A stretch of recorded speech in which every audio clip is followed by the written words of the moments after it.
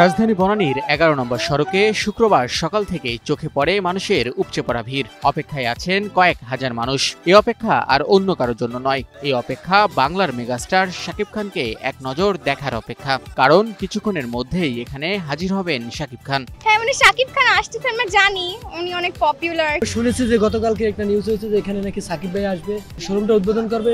ওখান থেকে আমরা একটু বেশি এক্সাইটেড, যেহেতু শাকিব ভাই এখানে আসবে। আমরা তো সবাই শাকিব ভাই, তাকে একটু দেখার জন্য আমরা এখানে আসছি।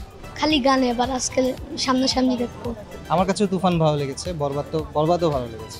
এক্সাইটেড, শপিংও করবো, শাকিব খানকে দেখা হবে, সো দুইটা একসাথে এক্সাইটেড। সে আরো বেটার করে ট্রাই করতেছে, আমাদের বাংলাদেশকে আরো বিশ্বের কাছে দেখানো ট্রাই করতেছে যে আমাদের বাংলাদেশটা কেমন, আমাদের বাংলাদেশের নায়ক কেমন। শাকিব খান রিয়েল লাইফে দেখতে পাচ্ছি, অনেক ভালো লাগে। সে অনেক কারিজম্যাটিক, অনেক তার অরা অনেক বড়।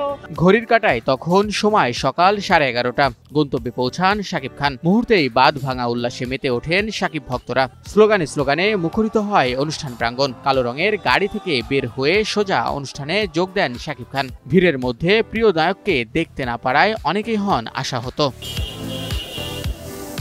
কিন্তু ভক্তদের নিরাশ করেননি মেগাস্টার। মুহূর্ত কয়েক পরেই সোলজার সিনেমার লুক নিয়ে ভক্তদের সামনে হাজির হন তিনি। হাত নেড়ে অপেক্ষারত ভক্তদেরকে ভালোবাসায় সিক্ত করেন শাকিব খান।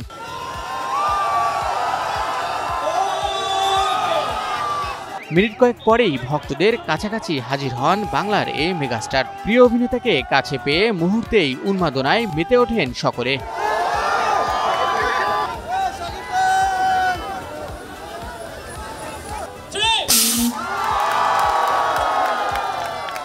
এখন সোলজার সিনেমার শুটিং নিয়ে ব্যস্ত সময় পার করছেন শাকিব খান। শুটিং এর ফাঁকেই একটি শপ উদ্বোধনে এসেছিলেন বনানীতে। সোলজারে শাকিব খানের বিপরীতে অভিনয় করেছেন তানজিন তিশা ও জান্নাতুল ফেরদৌস ঐশী। খুব শীঘ্রই আলোর মুখ দেখবে শাকিব খান অভিনীত এই সিনেমাটি।